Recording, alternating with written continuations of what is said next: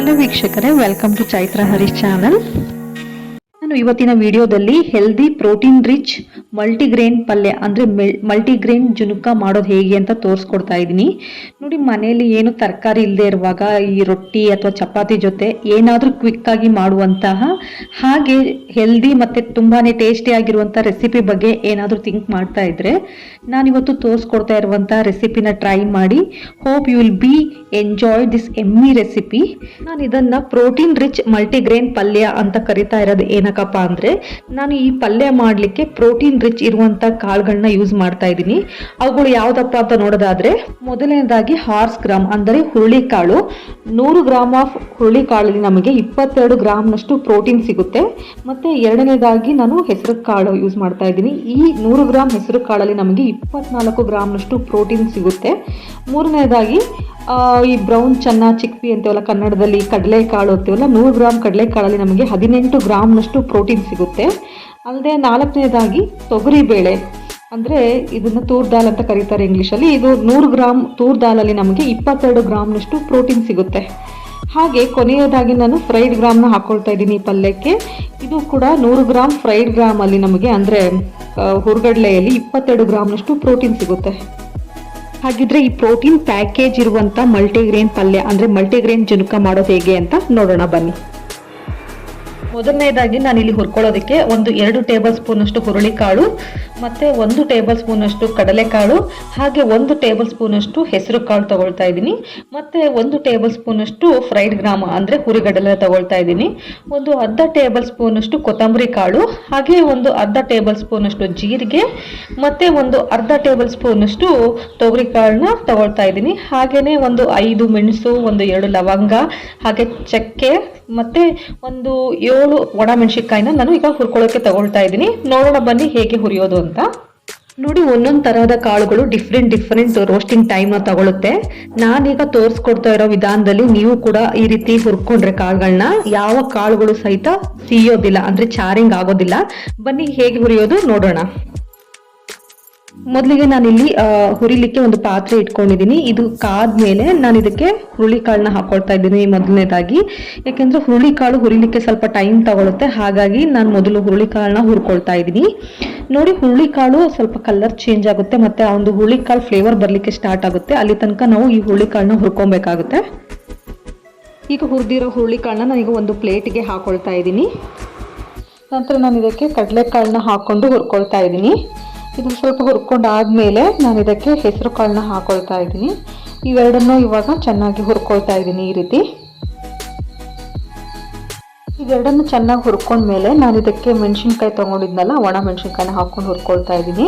ನಂತರ ಕೊತ್ತಂಬರಿ ಕಾಳನ್ನ ಹಾಕ್ಕೊಂಡು ಎಲ್ಲವನ್ನು ಒಮ್ಮೆ ಲೈಟಾಗಿ ಈ ರೀತಿ ರೋಸ್ಟ್ ಮಾಡ್ಕೊಳ್ತಾ ಇದ್ದೀನಿ. ಇವಾಗ ನಂತರ ನಾನು ಇದಕ್ಕೆ ತೊಗರಿ ಕಾಳನ್ನ ಹಾಕ್ಕೊಂಡು ಇದನ್ನು ಕೂಡ ಈಗ ಲೈಟಾಗಿ ರೋಸ್ಟ್ ಮಾಡ್ಕೊಳ್ತಾ ಇದ್ದೀನಿ. ನೋಡ್ಬೋದು ನೀವು, ಅದು ನಮಗೆ ಗೊತ್ತಾಗುತ್ತೆ ಹುರಿಯೋ ಕನ್ಸಿಸ್ಟೆನ್ಸಿ, ಆ ಫ್ಲೇವರ್ಸ್ ಚೇಂಜ್ ಆಗ್ತಾ ಇರುತ್ತೆ ಮತ್ತು ಆ ಫ್ಲೇವರ್ ಆ ತೊಗರಿಕಾಳು ಫ್ಲೇವರ್ ಬರುತ್ತೆ. ನಂತರ ಇದಕ್ಕೆ ಕರಿಬೇವು ಹಾಕ್ಕೊಂಡು ಹುರ್ಕೊಳ್ತಾ ಇದ್ದೀನಿ. ನಂತರ ಕೊನೆಯದಾಗಿ ಜೀರಿಗೆ ಇತ್ತಲ್ಲ ಅದನ್ನು ಕೂಡ ಹಾಕ್ಕೊಂಡು ಒಮ್ಮೆ ಎಲ್ಲವನ್ನು ಲೈಟಾಗಿ ಈಗ ರೋಸ್ಟ್ ಮಾಡ್ಕೊಳ್ತಾ ಇದ್ದೀನಿ. ಈಗ ಹುರಿದಿರೋ ಎಲ್ಲ ಕಾಳುಗಳನ್ನು ತಣ್ಣಗಾಗಲಿಕ್ಕೆ ಬಿಡ್ತಾ ಇದ್ದೀನಿ ಸ್ವಲ್ಪ ಹೊತ್ತು.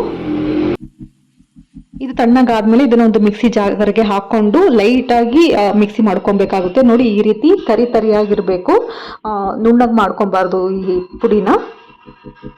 ಕೊನೆಯದಾಗಿ ನಾನು ಇಲ್ಲಿ ಒಗ್ಗರಣೆಗೆ 1 ಬಟ್ಲು ಕಾಯಿ ತುರಿ ತೊಗೊಂಡಿದ್ದೀನಿ.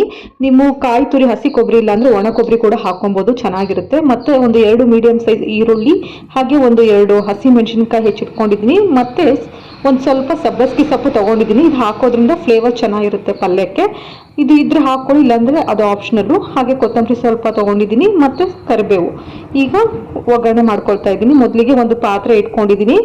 ಮತ್ತು ಇದು ಪಾತ್ರೆ ಕಾದ್ಮೇಲೆ ಇದಕ್ಕೆ 2 ಸ್ಪೂನು ಎಣ್ಣೆ ಹಾಕ್ಕೊಂಡು ನಂತರ ಎಣ್ಣೆ ಕಾದ್ಮೇಲೆ ಸಾಸಿವೆನ ಹಾಕ್ಕೊಳ್ತಾ ಇದ್ದೀನಿ. ಈ ಸಾಸಿವೆ ಚಟಪಟ ಅಂತ ಸಿಡಿದ ಮೇಲೆ ನಾನು ಇದಕ್ಕೆ ಕರಿಬೇವು ಮತ್ತು ಹಸಿಮೆಣ್ಸಿಕಾಯಿನ ಹಾಕ್ಕೊಂಡು ಬಾಡಿಸ್ಕೊಳ್ತಾ ಇದ್ದೀನಿ. ನಂತರ ಸ್ವಲ್ಪ ಇದು ಬಾಡಿಸ್ಕೊಂಡ್ಮೇಲೆ ಸಬ್ಬಸ್ಗಿ ಸೊಪ್ಪು ಕೂಡ ಹಾಕ್ಕೊಂಡು ಇದು ಮೂರನ್ನು ಚೆನ್ನಾಗಿ ಈ ರೀತಿ ಬಾಡಿಸ್ಕೊಳ್ತಾ ಇದ್ದೀನಿ. ನಂತರ ನಾನು ಇದಕ್ಕೆ ಹೆಚ್ಚಿಟ್ಕೊಂಡಿದ್ನಲ್ಲ ಈರುಳ್ಳಿ ಕೂಡ ಹಾಕ್ಕೊಂಡು ಇವೆಲ್ಲವನ್ನು ಒಮ್ಮೆ ಈ ರೀತಿ ರೋಸ್ಟ್ ಮಾಡ್ಕೊಳ್ತಾ ಇದ್ದೀನಿ. ನಂತರ ನಾನು ಇದಕ್ಕೆ ಅರಿಶಿಣದ ಪುಡಿ ಹಾಕ್ಕೊಳ್ತಾ ಇದ್ದೀನಿ. 1 ಟೀ ಸ್ಪೂನ್ ಅಷ್ಟು ತೊಗೊಂಡಿದ್ದೀನಿ.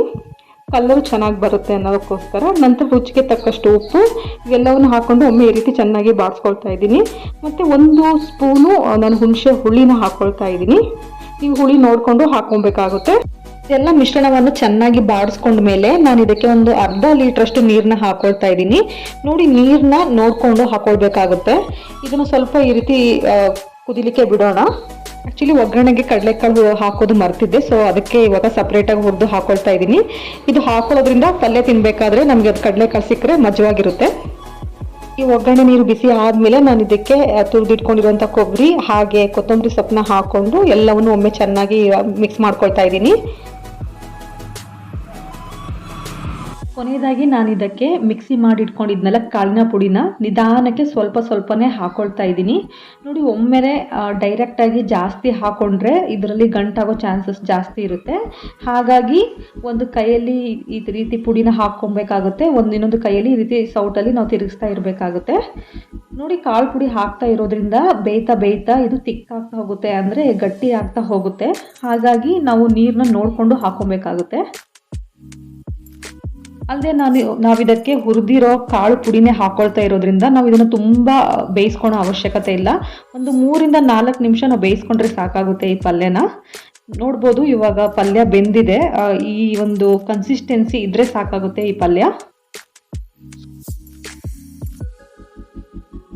ನೋಡಿ, ಈ ರೀತಿ ಪಲ್ಯ ಮಾಡಿಕೊಂಡು ಸೇವನೆ ಮಾಡೋದ್ರಿಂದ ನಮ್ಮ ದೇಹಕ್ಕೆ ತುಂಬಾನೇ ಪ್ರೋಟೀನ್ ಸಿಗುತ್ತೆ, ಎಸ್ಪೆಷಲಿ ವೆಜಿಟೇರಿಯನ್ಸಿಗೆ. ನೋಡ್ಬೋದು, ಬಿಸಿ ಬಿಸಿಯಾದ ಪ್ರೋಟೀನ್ ರಿಚ್ ಮಲ್ಟಿಗ್ರೇನ್ ಪಲ್ಯ ಅಂದರೆ ಮಲ್ಟಿಗ್ರೇನ್ ಜುನುಕ ಸವಿಯಲು ಸಿದ್ಧವಾಗಿದೆ. ಇದ್ರೆ ನೀವು ಈ ರೆಸಿಪಿನ ನಿಮ್ಮ ಮನೆಯಲ್ಲಿ ಟ್ರೈ ಮಾಡಿ ಹೇಗೆ ಬಂದಿದೆ ಅಂತ ನನಗೆ ಕಮೆಂಟ್ ಮಾಡಿ ತಿಳಿಸಿ. ಇದು ರೊಟ್ಟಿ ಜೊತೆ ಸವಿಲಿಕ್ಕೆ ಪರ್ಫೆಕ್ಟ್ ಕಾಂಬಿನೇಷನ್ ಅಂತಾನೆ ಹೇಳ್ಬೋದು. ಎಲ್ಲ ತರಹದ ರೊಟ್ಟಿಗೂ ಇದು ಸೂಟ್ ಆಗುತ್ತೆ, ಅಕ್ಕಿ ರೊಟ್ಟಿ, ರಾಗಿ ರೊಟ್ಟಿ ಅಥವಾ ಜೋಳದ ರೊಟ್ಟಿಗೂ ಕೂಡ.